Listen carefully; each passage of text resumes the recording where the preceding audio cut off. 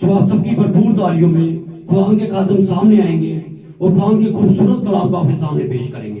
Hallelujah, praise करो, hallelujah, praise करो, hallelujah. बहुत शुक्रिया प्यारे भाई साहब, खुदा आपको बरकत बख्शे उस सारी खिदमत के लिए जो आपने यहाँ पर खुदा उनके मज़बा पर खुदा उनके नाम उसके जलाल को सरंजाम देने के लिए, उसके जलाल को बुलाने के लिए यहाँ पर सरंजाम दी है। हम जानते हैं कि जब हम वर्शिप के हिस्से में से गुजरते हैं तो खुदा उनका जलाल जो है वो हमारी जिंदगी में जाहिर होना शुरू हो जाता है और हमारे अंदर एक बेदारी लेकर आता है, एक ऐसी ताकत और कुव्वत को लेकर आता है जो खुदा के कलाम को सुन सके और फिर उसको ऑब्जर्व भी कर सके और उसको ना सिर्फ रिसीव करे बल्कि कंसीव करे। और ये मैं बात इसलिए कहता हूँ क्योंकि कंसीव करने से ही जिंदगी दुनिया में आती है और जब हम खुदावंद के कलाम को कंसीव करेंगे तो फिर हमारे अंदर से भी खुदावंद की जिंदगी दुनिया में जाहिर होगी। आए मेरे चीजों, हम देर के बगैर खुदावंद के कलाम की तरफ बढ़ते हैं, उस कलाम की तरफ जो हर जमाना के अंदर आया और मेरे चीजों कई जमानों का सफर तय करके आज वो मुझ तक और आप तक पहुंचा है ताकि हम उस कलाम को जाने समझें और उसके बायस हम बरकत को हासिल कर सकें। आए मेरे साथ निकालेंगे नए अहदनामों में से खुदावंद के कलाम में से और मैं साथ में ये कहता चलूं कि आज की सुबह मेरी तरफ से आप सबको खुदाम यीशु मसीह के फतमंद नाम में अजीज उस्लाम कबूल हो, खुदाम आप सबको बरकत बख्शे। चैप्टर 14 निकालेंगे, पहला करंथियों का खत, मुकद्दस पौलुस रसूल का करंथियों की कलीसिया के नाम लिखा गया पहला खत, मुकद्दस पौलुस रसूल का करंथियों की कलीसिया के नाम लिखा गया पहला खत, उसको निकालेंगे, उसका चैप्टर 14 निकालेंगे, 14 नंबर बाब निकालेंगे और 8वीं आयत से इसे हम पढ़ना शुरू करेंगे। Praise God, hallelujah.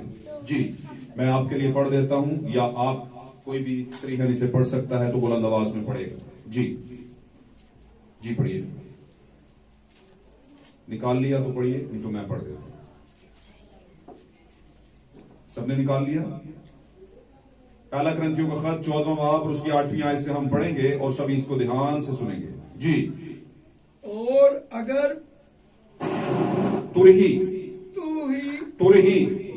की मैं आपके लिए पढ़ता हूं क्योंकि ये सबने सुनना है, फिर लोगों के लिए प्रॉब्लम ना हो। और अगर तुरही की आवाज साफ ना हो, और अगर तुरही की आवाज साफ ना हो तो कौन लड़ाई के लिए तैयारी करेगा? और अगर तुरही की आवाज साफ ना हो तो कौन लड़ाई के लिए तैयारी करेगा? ऐसे ही तुम भी अगर जुबान से वाज़े बात ना कहो तो जो कहा जाता है क्यों कर समझा जाएगा। तुम हवा से बातें करने वाले ठहरोगे। दुनिया में ख्वाह कितनी ही मुख्तलिफ जुबानें हों, उनमें से एक भी बेमानी ना होगी।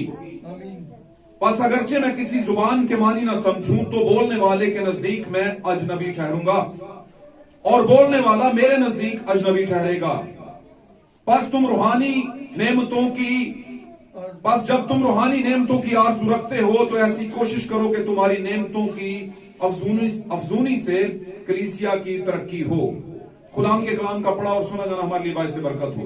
एक हवाला मैं चाहता हूं आपके सामने और गोश गुजार करूं। निकालेंगे हम मुकाशवा की किताब में चलेंगे, मुकाशवा 10 बाब की 7 आयत, मुकाशवा 10वां बाब और उसकी 7वीं आयत हम पढ़ेंगे। Praise Lord, hallelujah. मुकाशवा 10वां बाब और उसकी 7वीं आयत मैं आपके लिए पढ़ देता हूं ताकि टाइम बचाया जाए और आप इसको गौर से सुनिएगा। मुकाशवा 10वां बाब और उसकी 7वीं आयत, बड़ा खासुल खास चैप्टर है ये और इसमें कहा गया है 7वीं आयत में, मुकाशवा 10वां बाब और उसकी 7वीं आयत, बल्कि 7वें फरिश्ता की आवाज देने के जमाना में जब वो नरसिंगा फूंकने को होगा, यानी 7वां फरिश्ता जब नरसिंगा फूंकने को होगा तो खुदा का पोशीदा मतलब उस खुशखबरी के मुआफिक जो उसने अपने बंदों और नबियों को दी थी पूरा होगा। आमीन। खुदा के कलाम का पढ़ा और सुना जाना हमारे लिए बायस बरकत हो। मेरे अजीजों, तशरीफ रखिए, खुदा आपके साथ हो। इस कलाम के बायस अगर किसी पर किसी भी तरह की मुश्किल का साया है तो इस कलाम के बायस आपकी जिंदगी से वो हट जाए। God bless you all. थोड़ी संजीदगी बनाए रखें और खुदा उनको बरकत दे जो यहां पर काफी टाइम से बैठे थे और वर्शिप के एक खूबसूरत सेशन में से गुजरे। मैं ये समझता हूं कि खूबसूरत और अच्छा लगने वाला हिस्सा, इबादत का हिस्सा वो होता है जिसमें हम खुदावन की हम्द करते हैं। आमीन, आमीन। और खुदावन फिर जांच लेता है कि जो मेरी हम्द कर रहे हैं, मेरी वर्शिप कर रहे हैं, हालेलुया, उनके दिल कैसे हैं, क्या उनमें मेरे कलाम की बातों को रखने का जो है वो की ताकत आ गई है, कुवत है, सलाहियत रख ली है, ईमान आ गया है उस लेवल पे, तो फिर खुदावंद उनसे बात करता है। हालेलुया। मैं अगर इसको आम लफ्जों में कहूं तो आप कुछ भी किसी बड़े इंसान से मिलने के लिए, इंसान कह दिया, किसी बड़े अपने से बड़े अपलाइन से मिलने के लिए जब जाते हैं, मिसाल के तौर पर अपने ऑफिस में जाते हैं या किसी मीटिंग में जाते हैं, तो आप बड़ा साफ सुथरा होकर जाते हैं कि नहीं जाते? आप कोशिश करते हैं आधा पौना घंटा बल्कि रात को ही उसकी तैयारी कर ली जाए और आप फिर पूरे अच्छे तौर से तैयार होकर वहां पर जाते हैं। मुख्तसरन ये बात कहने की कोशिश कर रहा हूं कि अगर खुदावंदों का खुदा, जो बादशाहों का बादशाह, उससे जब हमने मुलाकात करनी है तो कुछ तैयारी का मरहला है, जो खुदावंद को बुलाता है कि हम तैयार हो गए हैं, अब तू हमसे बात कर, अब तू आके हमारे दरमियान में हमसे गुफ्तगू कर। तो एक खूबसूरत हिस्सा वर्शिप का होता है जो हमें लाजमी गुजारना चाहिए। आमीन। चाहे 2 गीतों का हो, 1 गीत का हो, 3 गीतों का हो, 4 का हो, 20 का हो, 25 का हो, जो भी। आमीन। उसमें हम अपने आप को खुदावंद के लिए तैयार कर रहे होते हैं, अपने दिलों को। और सेकेंडली फिर खुदावंद हमसे बात करने आता है। और मैं एक और बात बताऊं, जो रूह और सच्चाई से वर्शिप नहीं होती, वहां पर खुदावंद बात करने भी नहीं आता। आमीन। हालेलुया। और अगर कहीं आ भी जाए तो वो उसके लिए नहीं आता जो समझता है कि मेरे लिए आए, नहीं, उसके लिए नहीं आता। उसमें कुछ ऐसे होते हैं उसके जिनके लिए वो आता है। आमीन। हालेलुया। यीशु मसीह जमीन पर, जैसे पाक कलाम में लिखा है, यीशु मसीह खोए हुओं को ढूंढने और नजात देने आया, हर किसी के लिए नहीं आया। इस बात को पास रखिए। आमीन। क्या ख्याल है? आमीन। यीशु मसीह हर किसी के लिए नहीं आया था। इस बात को अपने पास रख लेना आज के बाद। आमीन। यीशु मसीह सिर्फ अपनों के लिए आया, सिर्फ अपनों के लिए। और उसके अपने कौन थे? कुछ तो बनी इसराइल में थे और कुछ गैर कौम में पड़े हुए थे। आमीन। सबसे पहला हिस्सा उसने गैर अपनों को दिया, ये उसके अपने कौन थे? बनी इसराइल के। लेकिन उसके बाद गैर कौमों की तरफ गया जिनमें उसके अपने थे, आमीन। उनमें से अपनों को निकाला। हालेलुया। तो आज का हमारा मौजू बड़ा अच्छा है, अनसर्टेन साउंड, गैर वाजे आवाज। यानी गैर वाजे आवाज का मतलब है कि जो साफ आवाज ना हो। आमीन। आज का हमारा मौजू क्या है? अनसर्टेन साउंड, गैर वाजे आवाज, आवाज जो साफ ना हो। हालेलुया। मैं आपको एक बात बताता चलूं, ये मौजू मैंने क्यों लिया। ये मौजू बड़ा बुनियादी मौजू है। अगर आप बाइबल मुकद्दस के आगाज की तरफ जाएं, मैं कहूंगा अगर दुनिया के आगाज की तरफ जाएं, ध्यान दीजिएगा, बात बड़ी खास है। दुनिया के आगाज की तरफ जाएं तो खुदा हमेशा से आवाज देता आया है। आमीन। एक साउंड है, एक आवाज है जो आती है। हालेलुया। और ये सबसे पहले इंसान आदम को भी आई, आवाज आई। आमीन। और ये आवाज जब उसने गुनाह कर लिया, हमें लिखा है वहां पर आई। लेकिन ये आवाज वहां पर इसलिए आई क्योंकि ये आवाज पहले भी आती थी। आमीन। आमीन। इसलिए वही आवाज जो उससे पहले आती थी, वही आवाज उस टाइम पर आदम के लिए जाहिर हुई। आमीन। और आप जानते हैं बड़ी साफ आवाज थी, वो अनसर्टेन साउंड नहीं था, वो बड़ा वाजे साउंड था, बड़ा साफ, क्लियर, ट्रांसपेरेंट साउंड था। आमीन। उसमें कोई शां बाबा नहीं थी, बल्कि पता चलता था कि जो बोल रहा है क्या बोल रहा है। हालेलुया। तो खुदावंद ने जब उसे पूछना था और उसका एहतसाब करना था, तो उसे कहा है आदम तू कहां है? आदम को साफ आवाज आई और आदम ने कहा है खुदावंद मैंने बाग में तेरी आवाज सुनी और मैं डरा क्योंकि मैं नंगा था। अब बात उसने ये नहीं कहा क्योंकि मैं नंगा हूं, बातें समझने वाली। उसने कहा मैं नंगा था। जब आंखें खुल गई तो उसे लगा यार मैं तो बड़ी देर से नंगा था। आमीन। अब खुदावंद ने बताया उससे सवाल किया कि तुझे किसने बताया कि तू नंगा है? तो किसने बताया का मतलब उसने कहा क्या तूने वो फल तो नहीं खा लिया? इसका मतलब क्या? उस फल ने बताया कि आदम तू क्या है? नंगा है। अब दुनिया में कौन सा ऐसा फल है जो ये बताए कि तू नंगा है? बहुत सी मिशनें कहती हैं वो सेब था। बड़े समझदार लोग बैठे हैं तो बड़ी भारी गल होने लगी है। मौजू हमारा कुछ और है, लेकिन बात चलते चलते चली गई है एक बड़े खास बहाव की तरफ। बोले आज ना सीखा तो फिर फिर कब सीखेंगे? भाई जी आज जी दसो की सी आमीन है ना। हम कहते हैं भाई कल आज ही होना, नहीं नहीं भाईजान मेरे गुजारा नहीं, अभी बताओ, अभी करो जो भी दूध का दूध पानी का पानी है। तो भाई ये बात बड़ी गहरी है, और खुदा ने अगर आवाज में इस गहरी बात को कर दिया तो जो गहरे लोग हैं गहराओं को समझ लेते हैं, गहराओं को पुकारता है। हालेलुया। कौन सा दुनिया में ऐसा फल है जिसको खाने से आपको समझ आ जाए कि आप नंगे, या फिर ये समझना बंद हो गया कि आदम ने तो फल खाया और वो समझ गया कि वो नंगा है, और आज तक दुनिया ये समझ नहीं पा रही कि फल खाने से नंगापन पता चलता है कि हम नंगे हैं या नहीं। आमीन।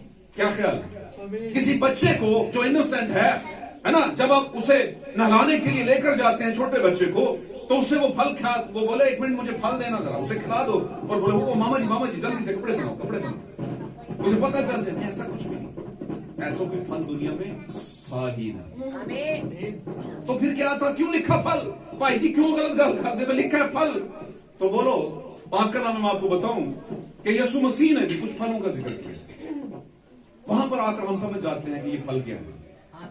आमीन। रूह के फल, औलाद पेट का फल। आदमी अपने फलों से आइडेंटिफाई होता है, पहचाना जाता है। वहां पर दो दरख्त हैं, दोनों के अपने अपने फल हैं। एक हयात का दरख्त है जो कि मैं और आप समझते हैं कौन है, खुदावंद यीशु मसीह।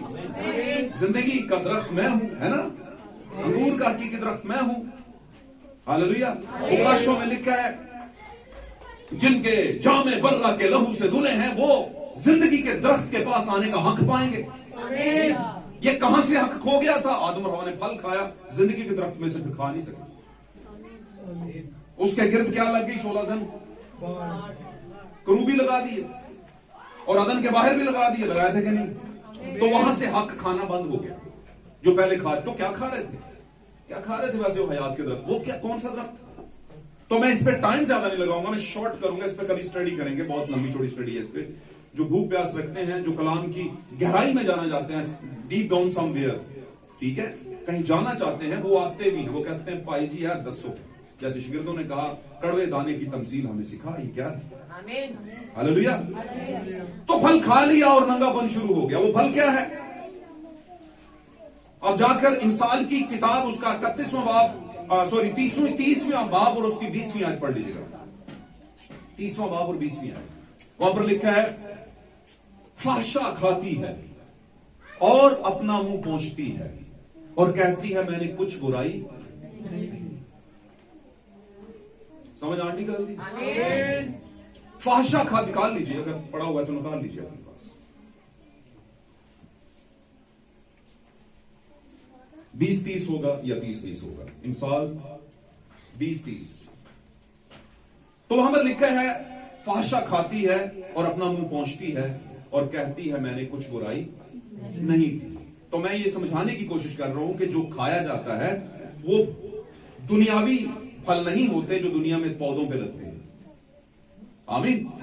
ये वो फल नहीं होते। ये फल जो था एक जिनसी ताल्लुक था जो वहां पर लिखा गया है।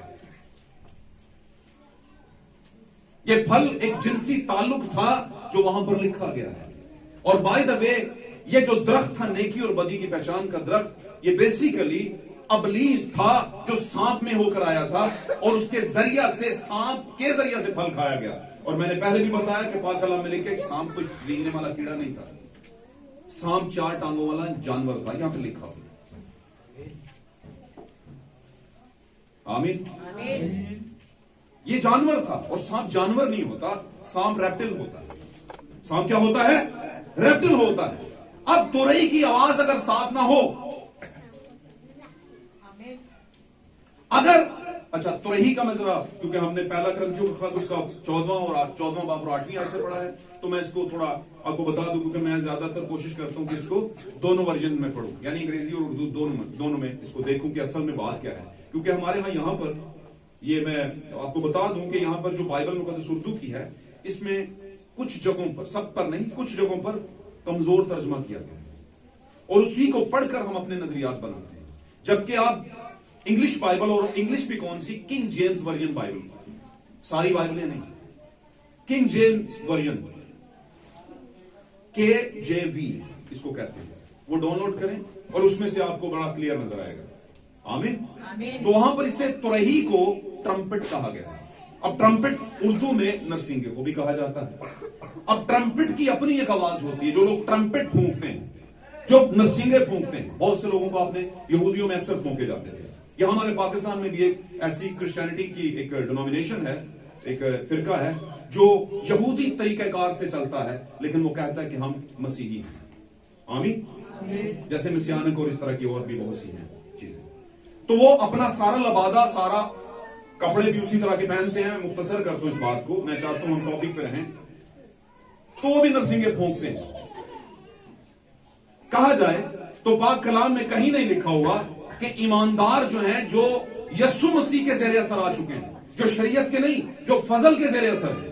आमीन। ज़ेरे असर कहने का मतलब जो फजल के तहत है, जो ग्रेस के तहत है, जो यस्सु के जरिया से फजल आया है, मैं उसकी बात कर रहा हूं।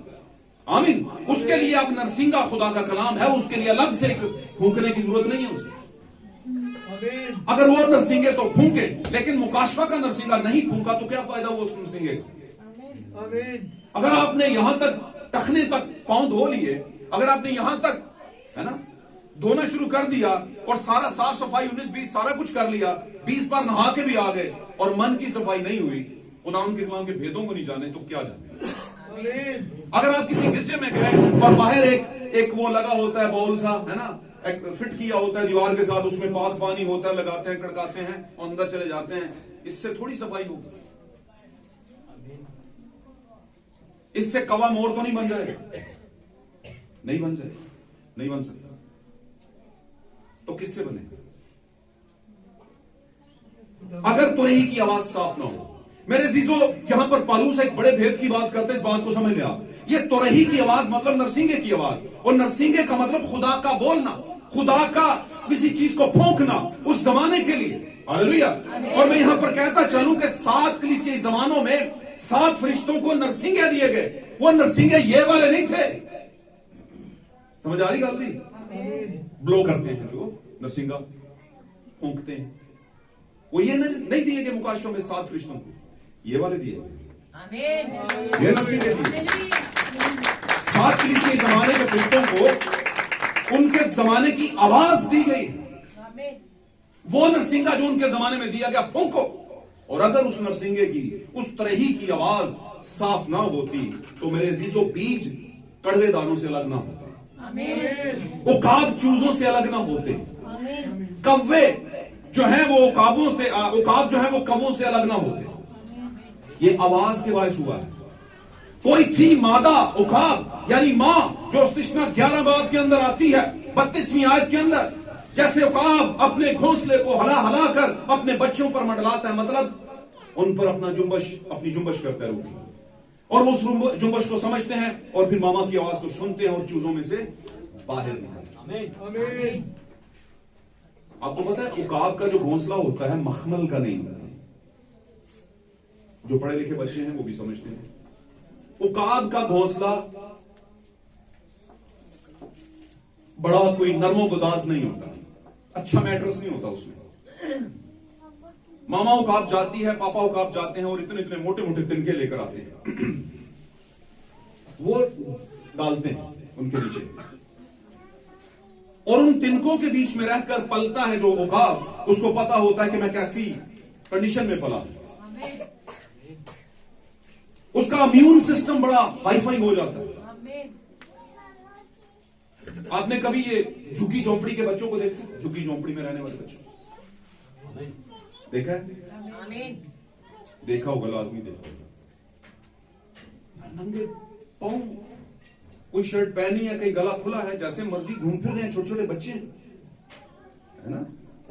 विद रिगार्ड बात कर रहा हूं, विद रिगार्ड, मैं उनको डिमोरलाइज नहीं कर रहा, उनकी अपनी जिंदगी है, खुदा ने उनको वो दी है। मैं किसी को, यहां पर हम बात कर रहे हैं तो उसका मतलब ये नहीं कि हम किसी को डिमोरलाइज कर रहे हैं, हम किसी को कमतर नहीं समझ रहे, नहीं। खुदा ने हर चीज अपनी जगह पर रखी है, ठीक रखी है, ठीक रखी है, और हमारे समझने के लिए रखी है। तो अब देखें झुग्गी झोंपड़ी के बच्चों में इम्यून सिस्टम कितना मजबूत होता है कि नहीं?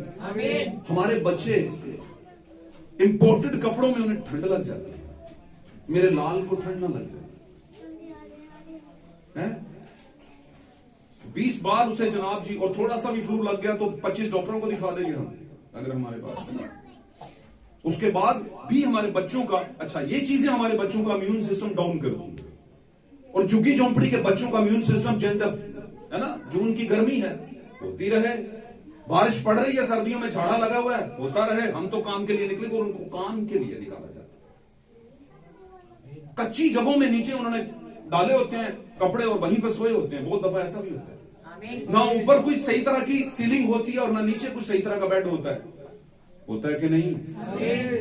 लेकिन इम्यून सिस्टम, आप देखिएगा, इम्यून सिस्टम कहते हैं कुव्वत मुदाफे, ताकत, बर्दाश्त करने की कुव्वत उनमें बहुत ज्यादा होती है। एक सिपाही को ट्रेनिंग क्यों देते हैं? जब वो जाता है फ्रेश होता है, सॉफ्ट माइंडेड होता है, सोल होता है दूसरे लोगों में। लेकिन ट्रेनिंग में, सख्त ट्रेनिंग में से गुजरता है, उसका इम्यून सिस्टम मजबूत करते हैं, उसका खौफ दूर करते हैं कि नहीं? और जब वो इस पैरामीटर पे जाता है तो फिर उसे कहते हैं भाईजान ए बैज लाग के, अब ये वर्दी, अब आप जाओ ड्यूटी। अब दुनिया की कोई ताकत ना ठंड उसे रोकेगी, ना सर्दी रोकेगी, ना गर्मी रोकेगी, ना कोई दूसरा मुखालिफ रोकेगा। उसे भागना पड़ा तो उससे ज्यादा स्पीड से भागेगा, होता है कि नहीं? ये बातें आप समझ चुके हैं पहले भी। अब ये सारी बातें वाज़ेह तौर पर एक उकाब को समझा दी जाती हैं और उकाब समझ लेता है और आम लोगों में से निकलता है, सिविलियंस में से निकलता है और स्पेशल्स में चला जाता है, खास में चला जाता है। हालेलुया। पाक कलाम में लिखा है, जब तक, टिल देन, जब तक तुरही की, ट्रम्पेट की आवाज वाज़ेह ना हो, अनसर्टेन साउंड ना हो उसका, आमीन, उसकी आवाज बिल्कुल क्लियर ना हो, कोई कैसे जंग के लिए निकलेगा? और पुराने वक्तों के अंदर, पुराने अहद नाम आप देखें, पुराने अहद के अंदर भी जब जंगें होती थी तो एक नरसिंगा फूंका जाता था, जब किसी बादशाह ने आना होता था तो एक नरसिंगा फूंका जाता था, आमीन। जब सुलह करवानी होती थी तो एक नरसिंगा फूंका, ये 3 जगहों पे फूंका जाता, आमीन, हालेलुया। अब ये तीनों जगह तो हमारे फजल के दौर में भी हैं।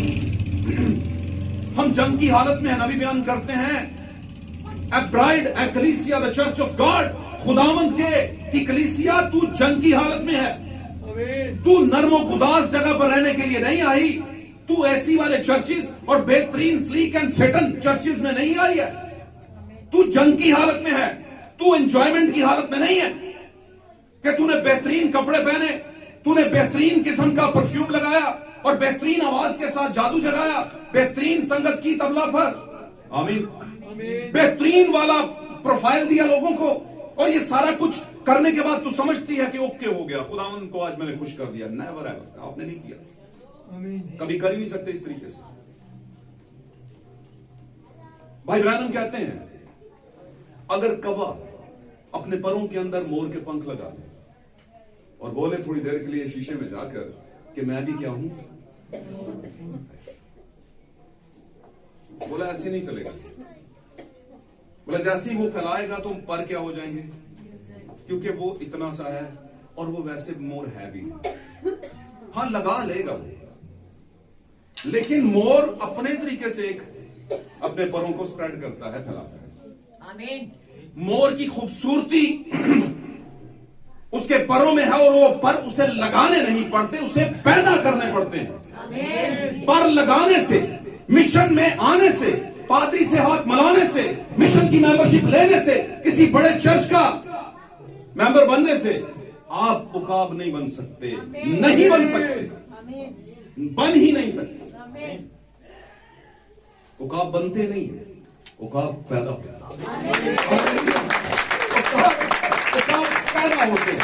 और मैं इस बात को प्रूव कर सकता हूं,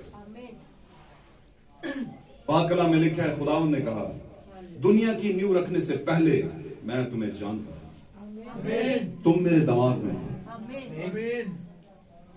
आमीन। यीशु मसीह इब्तदा ही से खुदा के जलाल के बीच में था, और वो चाहता था कुछ स्पेशल वन ऐसे ही हों जो पहले से मौजूद थे, जिनके नाम बर्रा की किताबे हयात में अजल से ही लिखे हुए हैं। उनकी पहले से इंडेक्स बनाकर भेजी है, ये भी आएगा, ये भी आएगा, ये भी आएगी, ये भी आएगी, उसके लिए उसे कुछ भी करना पड़े वो आएगी। खुदावंद को पता है कि ये मेरा बीज है, मारला जिन्हें डाके मारने नहीं काका आगे सलीब पे तू यही कहना है? खुदावंद जब तू अपनी बादशाही में, खुदावन अंदर से जानता है, बाहर से नहीं, उसके लफ्ज नहीं, एक्टिंग वाले नहीं, बाकायदा जो अंदर से पैदा हुए थे। खुदावन को पता ये कहीं चूजों में रहा है, ये कहीं कौवों में रहा है, ये कहीं गिद्ध जो होते हैं उनमें रहा है, कहीं गीदड़ों में रहा है, कुछ ऐसे हालात में रहा है, लेकिन बीज मेरा है। अब ये मेरा है चूंकि, तो अपने बीच में मैं कॉम्प्रोमाइज नहीं करता। वो जिंदगी के आखिरी लम्हे में भी आके इकरार करेगा। अच्छा, मजे की बात, आप कहते हैं खुदावन ने हमसे इकरार करवाया, हमने इकरार किया खुदावन के लिए। नहीं, हमने नहीं किया। आप में से किसी ने भी जिसने खुदावन को कबूल किया हो सही तौर पर, आपने नहीं किया। आपको उस दायरा में, आमीन, उस रीलम में लाया गया, उस जगह पर लाया गया कि आप इकरार करें। आपको घुमाया गया, जैसे यूना को घुमाया गया कि आप आओ उसी पॉइंट के ऊपर। जितना मर्जी तो लेफ्ट राइट हो जा, तो आप क्यों? क्योंकि खुदा अपनी औलाद, अपने औकात, अपनी ब्राइड पर कॉम्प्रोमाइज नहीं करता। उसे लेके आता है, उसे नहीं छोड़ेगा कम से कम, उसे लेके जाएगा। हालेलुया। तो रही की आवाज जब साफ होती है, तो फिर साफ आवाज के साथ लोग पैदा होते हैं। एक जमाना था, खुदावन ने 7 दिनों के अंदर 6 दिनों के अंदर पूरी कायनात बनाई, ऐसे ही कहा, और छठे दिन इंसान बनाए। ये खास छठे दिन का मुकाशवा रखिएगा अपने पास। आदमी छठे दिन बना, इंसान का आदत क्या है? छठा दिन, 6। हालेलुया। पहला 6 आदम, दूसरा 6 मेरा और आपका आदम खुदाम यीशु मसीह, और तीसरा 6 इस दुनिया का आदम, जो कहता है पहले दोनों आदम भी मेरे अंदर ही हैं। हालेलुया। और इसको अंग्रेजी में अगर ले जाएं तो 666, उर्दू में कर जाए तो 666 इसको कहते हैं। आमीन। अब वहां पर खुदावन आवाज दे रहा है, आवाज का मतलब कलाम कर रहा है, और चीजें वजूद में आना शुरू हो रही। क्यों? क्योंकि आवाज क्लियर है, आवाज साफ है। आमीन। और जब आवाज साफ होती है तो चीजें पैदा होना शुरू हो जाती हैं, बननी शुरू नहीं हो जाती, पैदा होना शुरू हो जाती है। हालेलुया। और हम खुद से खुद को नहीं बना सकते। मुझे बताइए, क्या खुदावन ने ये नहीं कहा मेरी भेड़ें मेरी आवाज सुनती है? तो इसका मतलब क्या? इसका मतलब क्योंकि तुरही यानी नरसिंगा यानी मसीह, भाई बहन, हम कहते हैं नरसिंगा दरअसल है कौन? कौन है नरसिंगा? खुदावंद यीशु मसीह है हमारा ट्रम्पेट, वो है नरसिंगा, जो फूंका जाता है, जो फूंका जाता है कलाम की सूरत में, लोगों के बीच में, जमानों के बीच में। 7 कलीसियाई जमानों में ये नरसिंगा फूंके गए। असल में वो नरसिंगा है कौन था? मसीह को ब्लो किया गया, मसीह को फूंका गया था। आमीन। जैसे आदम के अंदर खुदा ने अपना दम फूंका, जिंदगी का दम ब्लो किया। आमीन। इसी तरह जिंदगी कलाम के अंदर है, मुकाशफात के अंदर है, ये 7 जमानों में फूंकी गई। आमीन। ब्लो की गई, ट्रम्पेट खुदा का कलाम। आमीन। हालेलुया।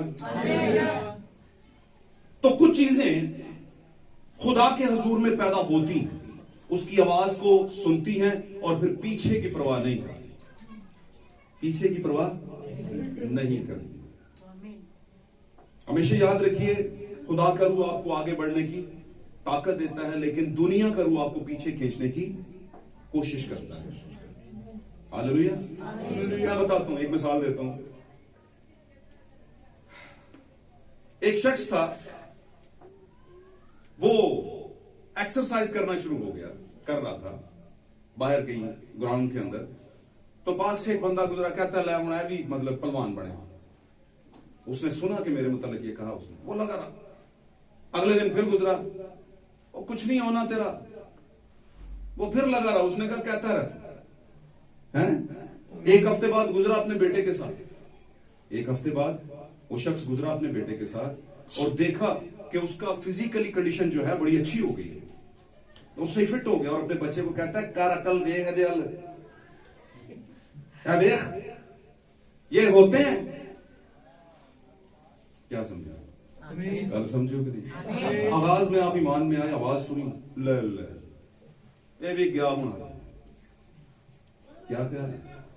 दूसरे दिन फिर वो ताड़ा कुछ नहीं बढ़ना, 3-4 लोग ही हो। क्या आपने यार मतलब मुसीबत डाली है, पिछले 14 साल से तो 20 लोग भी नहीं हुए आप लोग। ऐसे कमेंट आए हैं, मैं आपको बताऊंगा बहुत दफा। तो क्या फिर आप सच को सुनना छोड़ देंगे? आप सच्चाई का बीज उकाबों की गजा लेना छोड़ देंगे?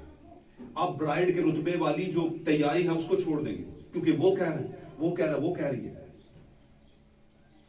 कुछ दिनों बाद यही कहेंगे, यार आ जी गल ने की ना मैनू होर कितों नहीं मिली। और देखो बन जाओ कुछ देगा बन जाओ इसकी तरफ बन जाओ।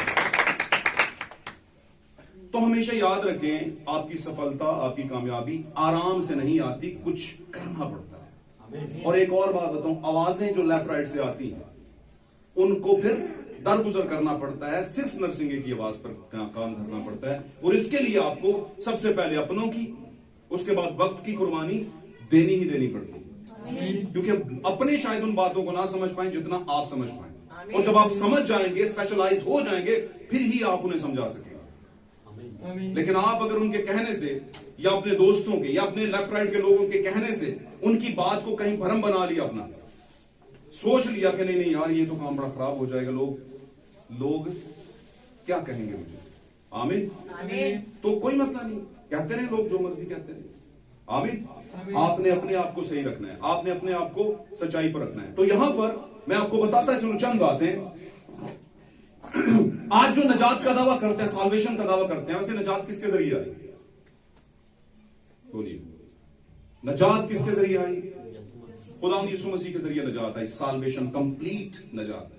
अगर कंप्लीट नजात यीशु के जरिए आई तो यीशु 30 साल 33 साल की एज के अंदर अपनी मिनिस्ट्री करके जान यानी कि वो कीमत देकर, है ना, सलीब के ऊपर लहू की कीमत देकर, बात समझ रहे हैं? समझते जाए, बोले hallelujah, hallelujah, God bless you. जागते रहे। यीशु मसीह सलीब के ऊपर अपना लहू देकर आसमान पर चले गए, हालेलुया, कीमत देकर। कीमत किसकी देकर गए? गुनाह। कौन से गुनाह की? वो जो आदम के बायस हुआ है, उसकी कीमत देकर गए। अगर कीमत देकर गए तो गुनाह के बायस मौत थी, आदम पर आई, ऐसे ही था। और यीशु तो कीमत देकर चले गए, लेकिन मौत बनी हुई इंसान पर आज भी आ रही है।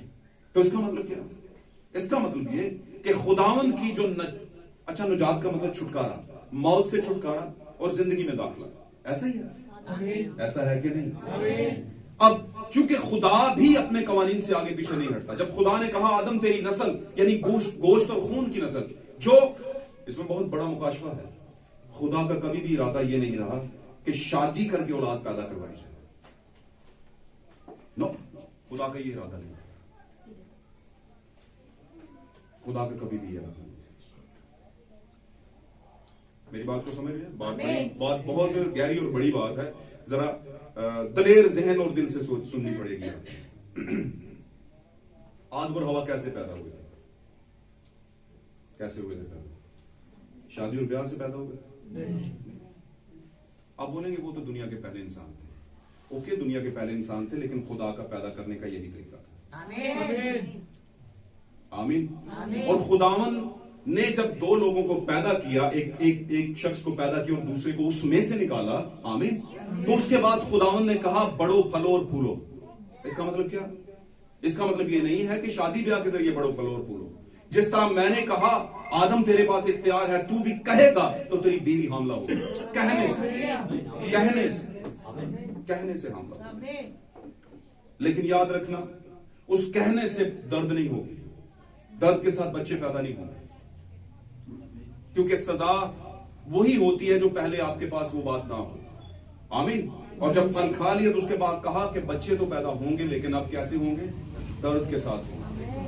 और फिर साथ में ये भी कह दिया अब तेरा शौहर तेरे ऊपर क्या करेगा? हाकिम हो जाएगा। हालेलुया। और तू उसके क्या, तेरी रगबत अपने शौहर की तरफ होगी।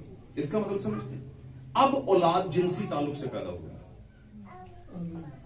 इसका मतलब ये, आप कहेंगे बड़ी अजीब बात है, तो मैं कहता हूं खुदावंद के नजदीक कोई अजीब नहीं, हमारे नजदीक हो सकती है, क्योंकि हमने इससे पहले ये अजीब कलाम सुना नहीं। आप जानते हैं यीशु मसीह तसल्लीकियों के खत में कहते हैं, पौलुस कहता है कि जब खुदावंद ललकार और जोरावर फरिश्ते की आवाज के साथ और नरसिंगे की आवाज के साथ उतर आएगा, तो पौलुस कहता है सबसे पहले जो हम मसीह में मुए हैं, आमीन, क्या हो जाएंगे? जी उठेंगे, आसमान पर उठा। सबसे पहले वो जो मसीह में मुए वो जी उठेंगे। कैसे जी उठेंगे? नरसिंगे की आवाज के साथ। वो आवाज सुनेंगे और मुर्दे क्या हो जाएंगे? गैर फानी हालत में जी उठेंगे। खुदावंद की आवाज में वो ताकत है कि उसके लिए, उसे लोगों को बुलाने और पैदा करने के लिए किसी जिनसी ताल्लुक की जरूरत नहीं पड़ती।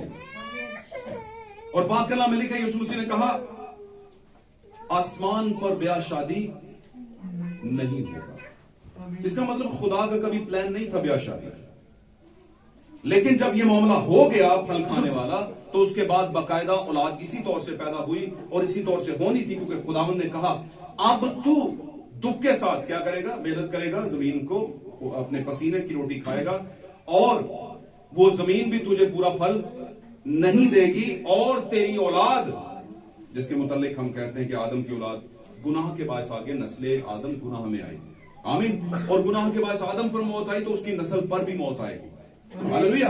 आगे चल के खुदा ने इन शादियों में, शुरू में बेरब्तगी थी शादियों में, पता होगा आदम ही की नस्ल से आदम ही की के बेटे और बेटियों ने आपस में क्या की, शादी, और खुदा ने ये होने दिया। लेकिन आगे चल के खुदा ने फिर एक बैरियर लगाया और एक शरीयत दी कि अब से ऐसे नहीं ऐसे हो, जो एक बाप की औलाद है वो नहीं करेंगे शादी, आमीन। और फिर कुछ रिश्तों को बैरियर किया गया कि यहां इनको तुमने नहीं चुना। खुदा ने आवाज दी, क्लैरिटी की, वाजे कर दिया कि अब ये मैंने जो नरसिंह का तुरही फूंकी है, यानी कि मैंने जो आवाज दी है आपको, ये क्लियर आवाज है, आपको समझ आ गई, और आज तक हम उस आवाज को फॉलो कर रहे हैं कि नहीं कर रहे? नस्ल आदम कर, लेकिन नस्ल आदम पर गुनाह की वजह से मौत आ रही, क्योंकि खुदावंद ने कहा था कि तू मर जाएगा, जिस दिन तू खाएगा तू मरेगा। इसका मतलब क्या, पूरी नस्ल उसमें मरेगी, पूरी नस्ल मरेगी, मौत में चली जाएगी। अब जब तक खुदावंद यीशु मसीह अबदियत में नहीं आ जाते तो ये बदन के ऊपर मौत आएगी। इसीलिए खुदावंद के कलाम में लिखा है खून और गोश्त खुदा की बाशी में दाखिल नहीं हो सकते। वजह यह है कि गुनाह वाले हैं, ये आदम का खून है जो वहां से आया है, और खुदा अपने वादे से कभी भी इनहराफ नहीं करता। हालेलुया। अब मैं आपको बताता चलूं, यहां पर जो हमने हवाला पढ़ा तो एक ही आवाज साफ ना हो। अब हर जमाने में खुदा ने पूरे कलाम, बेसिकली ये सारा कलाम खुदा उनकी आवाज है, और अगर हम पुराने अहदनामा में नबी की मार्फत देखें तो वहां पर लिखा है कि खुदावन की आवाज शहर को पुकारती है, खुदावन की आवाज शहर को पुकारती है, और दानिशमंद उसके नाम का लिहाज रखते हैं, क्योंकि उनको आवाज समझ आती है। अब सब सारे दानिशमंद नहीं होते, सारे अकलमंद नहीं होते, लेकिन चंद होते हैं जो अकल, और ये बहुत थोड़ी सी रेशो है, बहुत कम फीसद है, बहुत थोड़े से लोग हैं जो इन बातों को रिगार्ड करते हैं, समझते हैं और अपनी जिंदगी में अप्लाई करते हैं। आमीन। तो साल्वेशन यानी निजात की बात हो रही थी, यस्सु के जरिए निजात आई। अब निजात जो यस्सु के जरिए आई, हालेलुया, उस पर ईमान लाने के बाद आई। बहुत से लोग हैं कहते हैं हम यस्सु पर ईमान रखते हैं, कुछ गैर कौमों के लोग भी हैं, वो भी कहते हैं हम ईसा को मानते हैं, हम यस्सु पर ईमान लाते हैं, बल्कि वो तो यहां तक भी कह देते हैं कि हाँ, अब तो ये भी कहना शुरू हो गए कि हाँ यीशु मसीह जो है वो उसको मसलूब किया गया था और वो जी उठे थे, कहना भी शुरू हो गया। आमीन, आमीन। लेकिन फिर भी दरिया के उस पार खड़े होकर यर्दन के इस पार वालों के लिए निजात का जो जायका है वो नहीं चख सकते। आमीन। जिन्होंने यर्दन पार कर लिया, आमीन, वादे की सरजमीन में कदम रख लिया, आमीन, उनकी बानिस्बत जो उस किनारे पर खड़े हैं, जितना मर्जी कहें कि हम ईमान रखते हैं, अगर पार नहीं हुए तो वो निजात पार नहीं सकते। वो निजात को बना तो सकते हैं अपनी तरफ से। खास बात बताना, बहुत दफा हम निजात को बनाने की कोशिश करते हैं, मतलब साल्वेशन को बनाकर हासिल करना चाहते हैं। मतलब कैसे? ऐसे कि आप 4 घंटे की दुआ करते हैं और आपको लगता है कि मैं निजात बनाने की कोशिश करूं, मेरा छुटकारा हो जाए, उद्धार हो जाए, है ना, मेरी साल्वेशन हो जाए। तो 4 घंटे की दुआ कुछ नहीं करेगी जब तक आपने तुरे की आवाज को नहीं पहचाना। आमीन। आपकी सारी चीजें रॉ मटेरियल बन जाती हैं। रॉ मटेरियल समझते हैं ना, रेत का ढेर, बजरी का ढेर, 35 तोड़े सीमेंट के, 8-10 अच्छे मिस्त्री, बात समझ रहे हैं, पानी तानी हर चीज लगी हुई है, सारा कुछ आ गया है, हालेलुया, सब कुछ आ गया है, और घर बनना शुरू नहीं हुआ। सारी चीजें हैं लेकिन घर बनना शुरू नहीं हुआ, तो बनेगा नहीं। हालेलुया, मेरी बात को समझ रहे ना? तो रॉ मटेरियल की चीजें हैं, और पाक कलाम में लिखे जब तक खुदा घर ना बनाए, आदमी की मेहनत क्या है, उसको बनाएगा कौन? जब तक मिस्त्री अपने औजार उठाएंगे नहीं, बनाएंगे नहीं, तब तक बनेगा नहीं। बात समझ आई? इसी तरह दुआएं, रोजे, रियाजतें ये बुरी नहीं है, ये बुरी चीज नहीं है। हालेलुया। लेकिन अगर आपने तुरही की आवाज को साफ तौर पे नहीं समझा, अपने जमाने की तुरही को, अपने जमाने के नरसिंगे को नहीं सुना और समझा नहीं, मुकाशवात को नहीं समझा, तो दुआएं कुछ नहीं करेंगी आपके लिए। आमीन। क्योंकि ये जो बाईं तरफ वाले खड़े हैं, पाकला में लिखे यीशु मसीह की बाईं तरफ यानी लेफ्ट साइड पर कुछ खड़े हैं लोग, वो कहते थे कि हमारे पास सारा कुछ था, हमने तेरे नाम से बहुत से मौजूद किए, शिफाएं दी और बहुत सा और कुछ बहुत कुछ किया है। मैं इसको यूं कहूंगा, वो कहेंगे हमने बड़ा चर्च बनवाया, हमने कलीसिया के पीछे पीछे विजिट्स किए, हमने बहुत से लोगों को बाप बेटे और रुपयों के नाम में बपतिस्मे दिए। कुछ कहेंगे हमने झंडे के नीचे से गुजारा, कुछ कहेंगे हमने छींटे का बपतिस्मा दिया, कहेंगे वो। लेकिन यीशु मसीह कहेंगे मेरी आंखों से दूर हो जाओ, मेरी तुमसे वाकफियत नहीं। वाकफियत का मतलब मैंने समझाया था, वाकफियत है सच्चाई से वाकिफ होना, यानी सच्चाई यीशु मसीह, सदाकत से वाकिफ होना, और सदाकत से वाकिफ होने का मतलब यीशु मसीह से वाकिफ होना, और यीशु मसीह से वाकिफ होने का मतलब क्या? यीशु की पहली आमद, दूसरी आमद, तीसरी आमद से वाकिफ होना, उसने जो रसूलों के जरिए किया उनसे वाकिफ होना, उसने 7 कलीसिया जमाने के फरिश्तों के जरिए जो किया उनसे वाकिफ होना, हालेलुया। और सबसे बढ़कर ये अपने जमाने के कलाम से वाकिफ होना, अपने जमाने के नरसिंगे से वाकिफ होना। कहता है तुम्हारी तो मेरे साथ वाकफियत ही नहीं। आमीन। मुझे बताइए रसूलों में कौन काम कर रहा था? यस्सु का रू काम कर रहा था। 7 कलीसिया जमाने के फरिश्तों में कौन काम कर रहा था? यस्सु का रू काम कर रहा था। और अगर हम पीछे चले तो लिखा नबियों में किसका रू था? यस्सु का रू था। आमीन। तो काम तो यस्सु ही कर रहा है।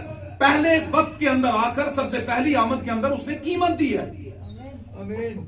हम नजात बनाने की कोशिश कर रहे हैं। नजात हम नहीं बना सकते दुआओं के जरिए, नजात हम नहीं बना सकते गीतों के जरिए, नजात हम नहीं बना सकते अच्छी टीम बनाकर, जैसे क्वायर टीम होती है ना, अच्छे मुबशर बनाकर, अच्छे पादरी बनाकर, अच्छी औरतों को पास्टराएं बनाकर, मुबशराएं बनाकर, अच्छे हम यूथ सेमिनार्स रख के नहीं बना सकते नजात।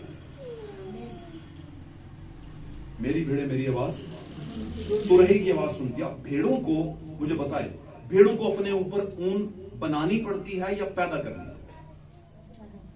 बताइए। उनको पैदा करनी पड़ती है। वो भेड़ भेड़ ही नहीं होती, या भेड़ की पहचान ही ऊन है। बकरी की पहचान ऊन नहीं है। आमीन। और मैंने जो इशायर बानी में शामिल हुए थे परसों शाम को, तो मैंने बताया था खुदावंद ने एक आपको ऑप्शन दिया था कि ये 1 साला बर्रा चाहे बकरियों से ले लेना या भेड़ों में से। आपने कहा देखो यार डबल ऑप्शन मिल गया, जिसमें से मर्जी लो। नहीं नहीं, जिसमें से मर्जी नहीं लो। आंखों वाले समझते हैं कि ये 2 बातें कहीं क्यों गई, समझे? आमीन। क्या ख्याल है? तो जिनके पास रेवलेशन है खुदा के कलाम की सही बात का, वो शुरू से पढ़ेंगे। खुदावंद असल में जिसको इंपॉर्टेंट देता है वो चीज कौन सी है? इंपॉर्टेंस देता है वो चीज कौन सी है? अहमियत जिसको देता है वो कौन सी चीज है? भेड़, शीप, लैम्ब, बकरियां नहीं, ना ही बकरे। बात समझ रहे हैं? तो भेड़ की पहचान क्या है? ऊन, वूल जिसको कहते हो आप लोग। अब उसको ये नहीं कहना पड़ता यार हमसा करो थोड़ी सी और लैब पे लालमा जरा तो मैं पेड़ लगा। जैसे कुछ के बारे में लिखा है, कुछ भेड़िए हैं जो अपने ऊपर कुछ लगा लेते हैं और उसे लगता है कि नजात मैंने लगा ली, 4 गीत गा लिए हैं, अच्छी मिशन में मैंने दाखिला ले लिया है। हाँ, कुछ लोग एक और चीज खास बात है, कहते हैं अभी करीब ही कमेटी चौक में तो ये है सारपत बाइबल इंस्टीट्यूट। अब मैं बाइबल इंस्टीट्यूट के खिलाफ नहीं हूं, इनफैक्ट मैं बाइबल के खिलाफ नहीं हूं। आमीन आमीन। लेकिन बाइबल का मुकाशफा नहीं तो मैं उस तालीम के खिलाफ हूं जो बगैर मुकाशफे के है। That's it. आमीन। मुकाशफा के बगैर आप मंजिल हासिल ही नहीं कर सकते। आमीन आमीन। सिलेबस जितना मर्जी पढ़ लो, अगर प्राइमरी गाइड या गाइडलाइन आपके पास नहीं, उसके जवाब नहीं, तो फारिग हैं आप, कुछ भी कर लो। आमीन। तो नरसिंगे जो आते हैं वो जवाब देने के लिए आते हैं। 7 कलीसिया जमानों में कलीसिया को जवाब मिले हैं कुछ सवालों के। हालेलुया। आमीन। औरत क्यों ना पास्टर बने? जवाब मिला है नरसिंगे के जरिए। कुंवारा पादरी क्यों ना हो? जवाब मिला है कलाम के जरिए। लोग कुंवारे पादरी बनाए जाते हैं, मुबश्शिर पादरी कुंवारे सब चलने दो। और फिर हालत देखो, मसले कितने बड़े बड़े खड़े हो जाते हैं। आमीन। तो वहां पर भेड़ को पैदा होना पड़ता है। भेड़ उसे भेड़िए की तरह ऊपर खाल नहीं लगानी पड़ती कि नजात लगा लिया बस मुझे भी भेड़ कहो। मैं कहता हूं अक्सर के पादरी होना कोई बैज नहीं है कि यहां पर लगाया और बोला कि ये देखो बैज लगाया हुआ मुझे पादरी कहो। बात समझे? आमीन। वैसे जो पास्टर्स हैं उनको पास्टर्स ही कहना चाहिए और इसमें खुदावंद भी खुश होता है। इसमें प्रॉब्लम नहीं कि कोई भाई जी भी कह दे तो उसमें प्रॉब्लम नहीं, लेकिन चूंकि खुदा ने उसे एक जगह दे दी उसे कहना भी चाहिए। आमीन। आमीन। लेकिन पास्टर से अलग भी एक रिश्ता है और वो भाई का है। हम सब मसीह में बहन भाई भी हैं। आमीन। तो ये बात मैं इसलिए कर रहा हूं कि पास्टर कहे कि चूंकि मैं पास्टर हूं और मुझे सब पास्टर कहे और सिर्फ इससे काम चल जाए, इससे नजात मिल जाए, इससे मैं सही हो जाऊं, तो ऐसे नहीं होगा। बल्कि ये क्या है, एक प्रिविलेज है जो सिर्फ खुदा अपनों को देता है। एक रिस्पेक्ट है, एक इज्जत है, एक रुतबा है, एक स्टेटस है जो खुदा अपनों को देता है। हालेलुया। तो नरसिंगे की आवाज तो साफ आ रही है, नरसिंगे की आवाज साफ आ रही है कि भेड़ बने, भेड़ ही रहे, भेड़िए मत बने। और एक और बात बताऊं, बनना कैसे होता है? माहौल के जरिए से। जब एक भेड़ भेड़ियों में जाकर उठना बैठना शुरू कर दे तो उसमें वो वाली सलाहियत आना शुरू हो जाती है, वो वाली आदत आना शुरू हो जाती हैं जो एक भेड़िए की है। और इसका अंदाजा आपको हुआ होगा कि जब आप छोटे बच्चे को कहीं छोड़ दे 4-5-7 दिन के लिए, आमीन, तो वहां से वो चीजें अडॉप्ट कर लेता है और फिर आप सिखाते रहते हैं कि पुत्र ऐ नहीं करना, ऐ नहीं करना, ऐ नहीं करना। बात समझे? तो इसी तरह जो खुदावंद की अपनी दुल्हन ब्राइड चर्च है, उसको भी कभी कभी जब वो किसी और माहौल में जाती है तो कुछ थोड़ी सी हवा लेकर आ जाती है। उसको लगता है कि जैसे दूसरे चर्च अरेंज कर रहे हैं, हम क्यों नहीं कर रहे? उसे लगता है जैसे दूसरे चर्चेस में हो रहा है, हमारे में हम क्यों नहीं हो रहा? मिसाल के तौर पर क्रिसमस को केक क्यों नहीं काटा गया? हम क्यों नहीं काटते? क्रिसमस पे टैब्लोस क्यों नहीं हुए? कैरल्स का प्रोग्राम होता है, वो क्यों नहीं करवाया? उनको लगता है ये दूसरे कर रहे हैं तो हम क्यों नहीं? तो मैं कहता हूं याकूब को कहा गया था कि गैर कौमों में शादियां मत करना, अपने आप को गैर कौमों की रस्मों से बचाना, गैर कौमों के मबूदों के नाम तक ना लेना। यहां तक लिखा है खुदा के कलाम। और उसकी याकूब की बेटी तिमर थी, ओके, याकूब की बेटी सिकम शहर के अंदर वहां की कुछ गैर कौम की सहेलियों के साथ निकली और आगे चल के खुदावंद की नजर में एक बहुत बड़ा मकरू काम हुआ, खराब काम हुआ। और भाई ब्रैनम कहते हैं कि उसे नहीं निकलना चाहिए था, बल्कि खुदा के कलाम में भी इस बारे में रेफरेंस है कि हमें ऐसे लोगों से जो है वो रफाकत नहीं बढ़ानी जो हमें डिक्रीज करने, कम करने की, ईमान में कम करने की कोशिश करें। क्योंकि कुछ ऐसा पड़ा हुआ है अबलीसी मामलात में गैर कौमों के अंदर कि जो हमें फिर लगेगा। आमीन, हालेलुया। अगर आप रोमन्स की बात करें तो रोमन्स ने आगाज में ये चीजें ली हैं, रोमन क्रिश्चियनिटी ने। मैं रोमन्स गैर कौम वालों को नहीं कह रहा, रोमन्स बेसिकली गैर कौम के लोग थे, बुत प्रस्त लोग थे, देवी देवताओं को मानने वाले। लेकिन जब उन्होंने क्रिश्चियनिटी को खुद बनाया और कुछ लोगों ने उनके जेरे असर आकर क्रिश्चियनिटी को चलाने की कोशिश की, तो वो भी चर्च के अंदर बुत प्रस्ती को लेकर आ गए। मुख्तलिफ तरह के, जैसे आप कहते हो कि मुर्दों की ईदें वगैरह और ये मेले शेले जो लोग करवाते हैं और बहुत सी चीजें। ये रोजरी का कॉन्सेप्ट हम में नहीं था, क्रिश्चियनिटी में कहीं भी नहीं बाइबल में रोजरी का कॉन्सेप्ट नहीं। मुर्दों के लिए दुआएं करना ये नहीं था, रूहों को बुलवाना उनकी ये नहीं था। और ये बहुत दफा मैं कह चुका हूं। तो लेकिन आज उस रंग में कलीसियाएं ढली हुई हैं। Hallelujah, hallelujah. तो बर्थ का बड़ा मामला है। आपने कहां से बर्थ ली? अगर आपने एक उकाब से पैदाइश ली है, उकाब मतलब वक्त के कलाम से, तो फिर आप उकाब की आवाज को, तुरही की आवाज को समझेंगे। आमीन, हालेलुया। क्योंकि आप पैदा उकाब हुए हैं। हालेलुया। और अगर आप कहीं पर वो जो बड़ा शहर बाबुल, राज बड़ा शहर बाबुल है मुकाशवा में, जो कस्बियों की मां है, वहां से कहीं पैदा होकर आए तो फिर दुनिया में जो मर्जी कर ले, आमीन, खुदा आपको कबूल नहीं करेगा। ये मैं फाइनल आपको बता रहा हूं बात। आप बोलोगे ये कैसी बात है? और यही बात है पाक का नाम। अगर आपके नाम बर्रा की किताबें याद में लिखे हैं तो आप सुनेंगे, आप जरूर सुनेंगे। अब ऐसा भी नहीं कि जिनके नाम बर्रा की किताबें हाथ में लिखे हैं वो फौरन सुन लेते हैं, फौरन भी नहीं सुनते, कुछ टाइम लगता है, उनको सोचने समझने का टाइम मिलता है। जैसे मुसरफ बेटा चला गया लेकिन बाद में सोचा वापस आ गया। आमीन। क्यों? क्योंकि बीज सही था। तो बीज सही हो तो वो आ जाता है, लेकिन अगर बीज सही हो तो वो नजर भी सही आता है। एक भेड़ को भेड़ ही नजर आना चाहिए। समझ आई मेरी गाल दी? तो कैसे पता चलेगा? जब आप अपने जमाने के कलाम को कबूल करेंगे। अब हमारे जमाने का कलाम किसके जरिए है? हमारे जमाने का कलाम। सवाल है बहुत सादा सा। ओके, हमारे जमाने का कलाम 7 जमानों में, हमारे जमाने का कलाम किसके जरिए है? 7 जमानों में 7 फरिश्ते। हमारे जमाने का कलाम किसके जरिए है? फरिश्ता के जरिए। मैं फरिश्तों की बात कर रहा हूं, फरिश्तों की बात कर रहा हूं। समझ आ रही गाल दी? बस इसको फाइनल करते हैं। मेरे ख्याल से आज का मौजू आप समझ गए होंगे, अच्छी तरह समझ गए होंगे कि जब तक तुरही की आवाज साफ ना हो, और ये तुरही की आवाज सिर्फ इसलिए नहीं कि यहां पर कहीं जिक्र हो रहा है, नहीं, खुदा आगाज से ही आवाजें देता आ रहा है। और जब खुदा आवाज देता था तो वो तुरही होती थी। तुरही को अंग्रेजी में ट्रम्पेट कहते हैं और बाज जगहों के से नरसिंगा भी कहा गया है। आमीन।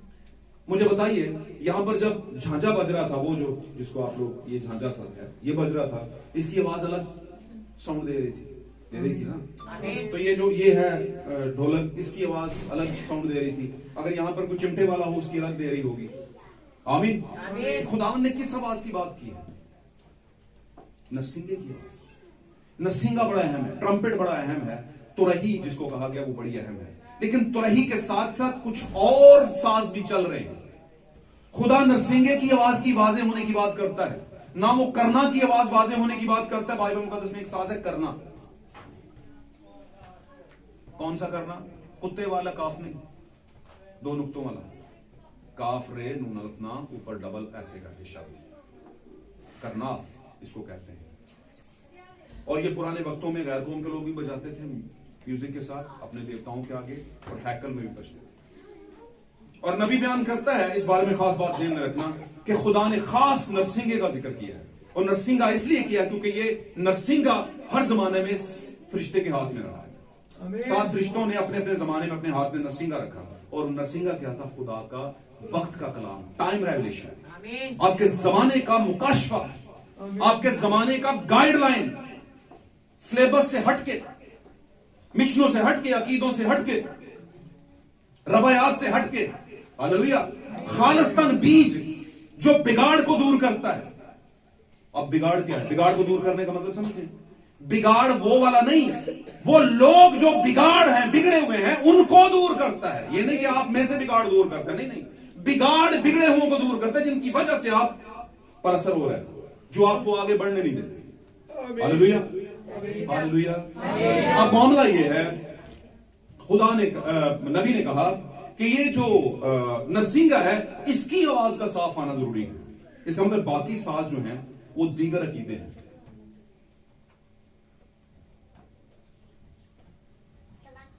आमीन। करना की आवाज सुनने वाले कहते हैं हमें तो आवाज साफ आ रही है। भाई तानू नरसिंगे दी नहीं आ रही, करने दी सिर्फ आ रही है। ढोलक वाले कहते हैं भाई हमें तो आवाज साफ आ रही है, तुम पता नहीं की सिखाते हो। और भाई आपको ढोलक की आ रही है, आपको साल्वेशन आर्मी की ढोलक, सॉरी मैं ना ले रहे हैं, समझाना से ले रहे हैं, समझाने के लिए आपको साल्वेशन आर्मी की ढोलक की समझ आती है। भाई जी हमें तो आवाज चिमटे की सही आ रही है। भाईजान आपको कैथलिक के चिमटे की आवाज आनी है सही, मैं नरसिंगे की आवाज की बात कर रहा हूं। क्या मतलब, वो कौन सा, क्या बात है, समझाएं आप, क्या कहना चाहते हैं? अजीब अजीब बातें करते हैं भाई। मैं तो नहीं करता, नरसिंगे की आवाज है, साफ है, जिनको समझ आती है नरसिंगे की आवाज, उनके लिए अजीब नहीं है, उनके लिए तो सही है। हालेलुया। उनको पता है एक किताब ऐसी है जिसमें से ना कोई डल सकते हैं, ना ही बाहर निकाले जा सकते हैं, ना उसमें नए डलेंगे, ना ही उसमें जो है वो बाहर निकलेंगे। इसका मतलब डिसाइडेड बुक, कंफर्मेशन वाली बुक, जिसके अंदर सिर्फ ब्राइट नेम्स हैं। और एक किताब ऐसी है जिसमें से कट भी सकते हैं और नए डल भी सकते हैं।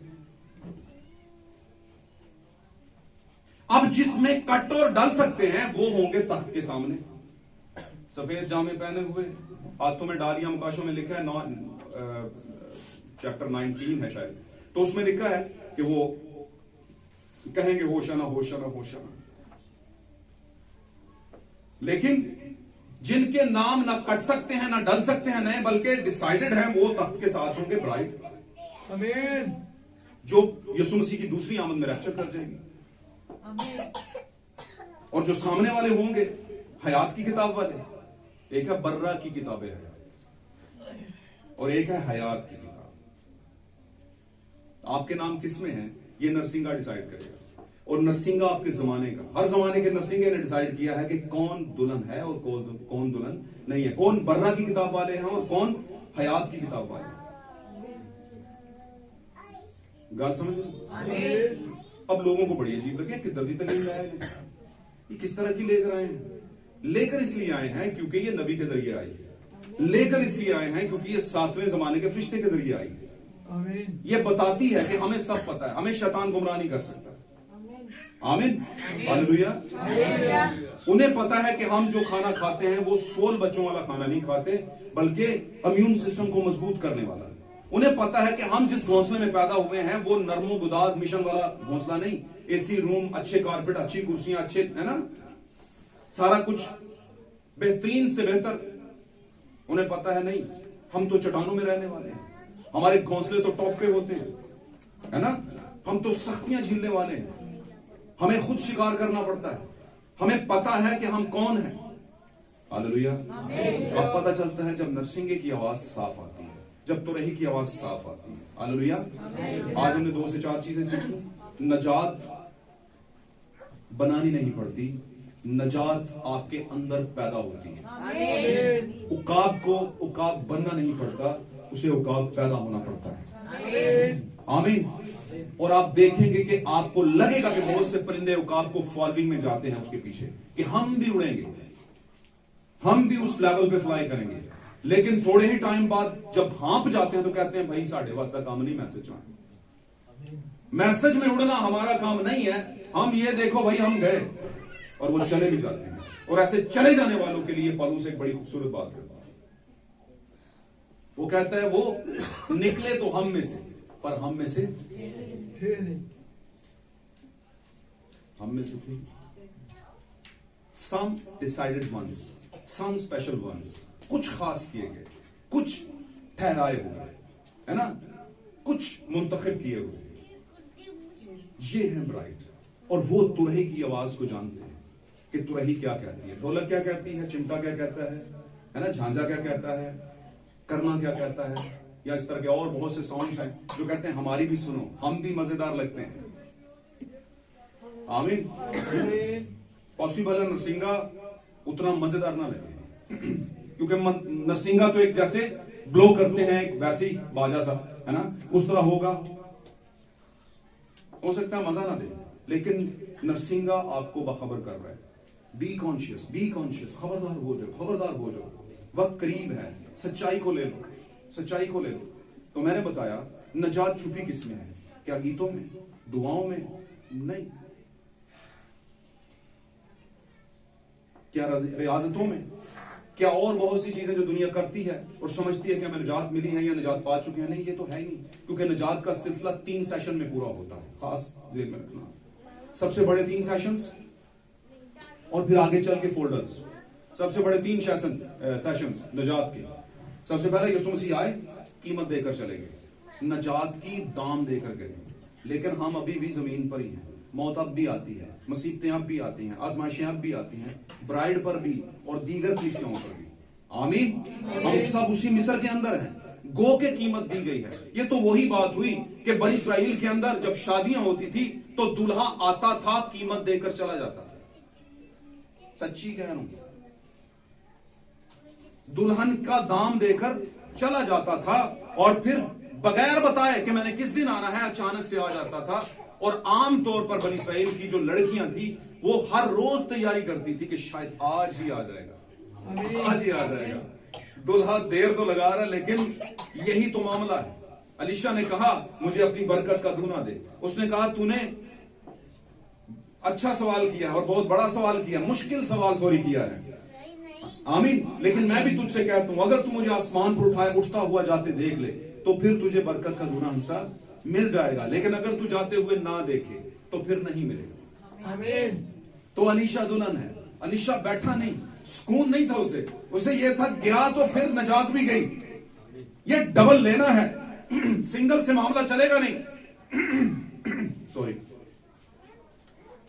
अब अगर 2023 साल पहले चले जाएं, जब यीशु मसीह जमीन पर थे, तो वहां से लेकर के आज तक जितनी कलीसियाएं हैं सभी सिंगल हिस्से के साथ खड़ी। ध्यान ना सुने हो गल ध्यान ना सुने हो। सिंगल हिस्सा है उनके पास। ये बाइबल है, वेरी गुड। 5 साल 6 साल सेमिनरी है, वेरी गुड। डॉक्टर है, किताबें लिख दी हैं सेमिनरी के जरिए से, वेरी गुड, बहुत अच्छे। आमीन। मौजे की कुदरत है, वेरी गुड। शिफा की कुदरत है, वेरी गुड। बड़ी कलीसिया है, बड़ा मैनेजमेंट है, बड़े मरकज है। हमारा पिशावर में भी चर्च है, हमारा सियालकोट में भी है, हमारा नारोवाल भी, हमारा इधर चश्मा टाउन भी है, और सो एंड सो बहुत सी जगहों पे हमारे चर्चेस हैं। हमने तो बड़ा कुछ किया है, बहुत कुछ किया है आपने, लेकिन फिर भी एक हिस्से के वारिस हैं आप। आमीन। और वो भी पता नहीं। एक अच्छा मजे की बात,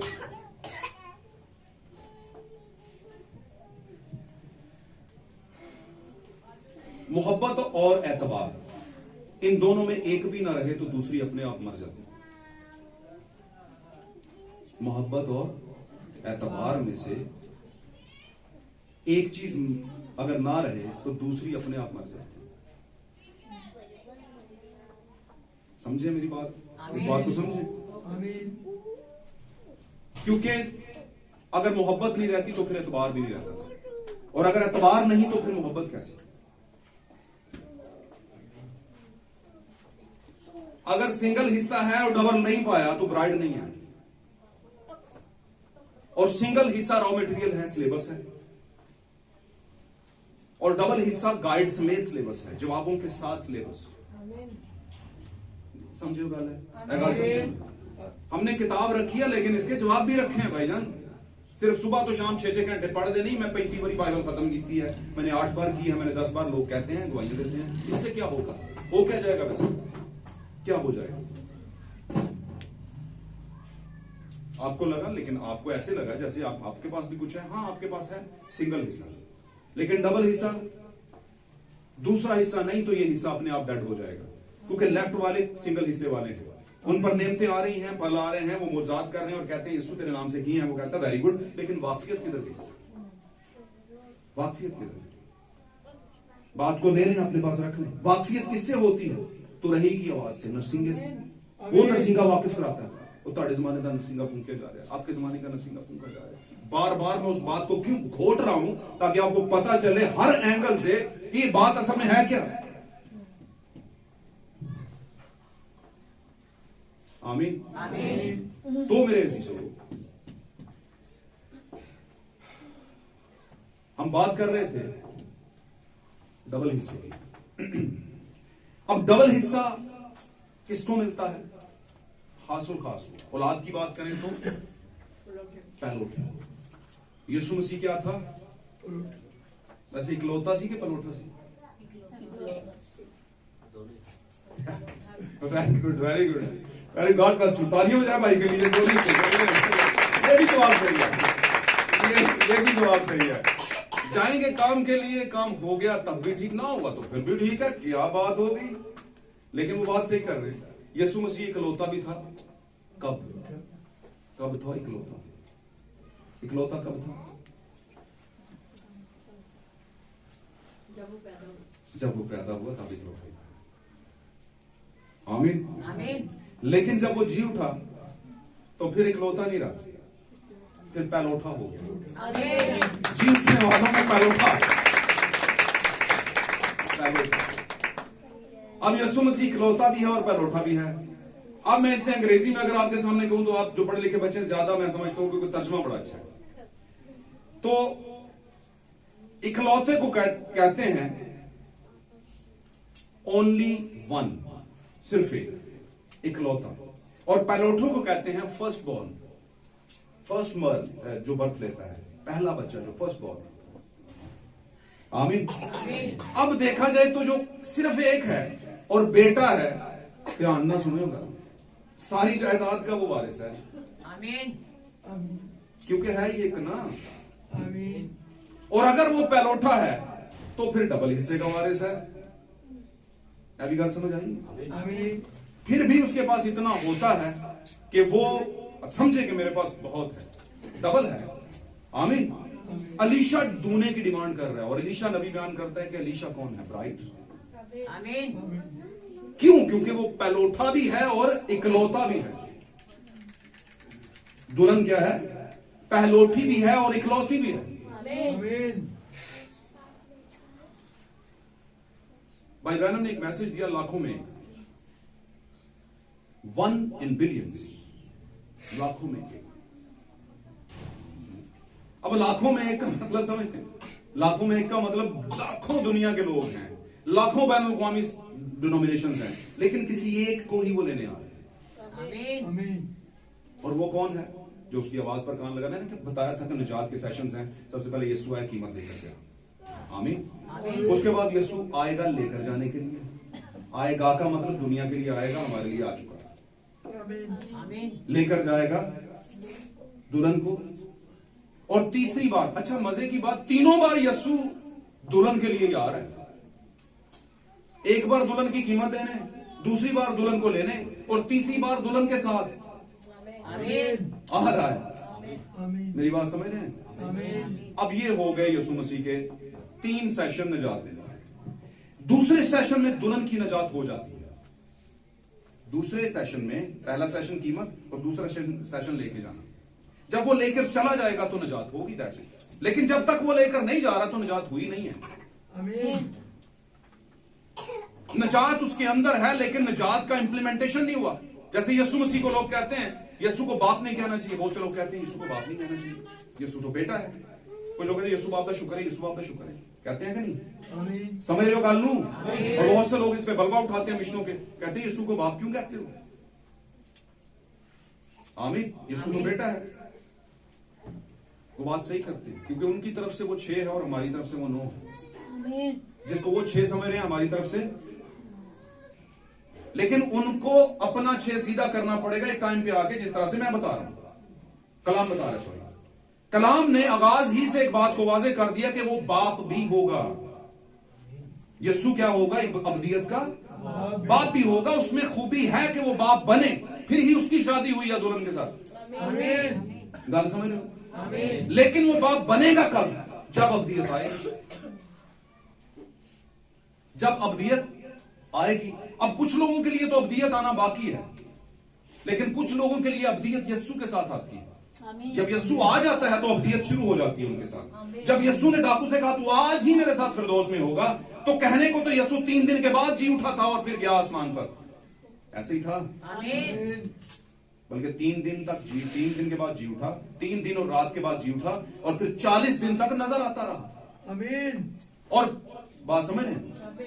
3 दिन रात जी के बाद जी उठा और फिर आसमान पर गया और फिर बाद में नजर भी आता रहा। बात समझ रहे हैं? आमीन।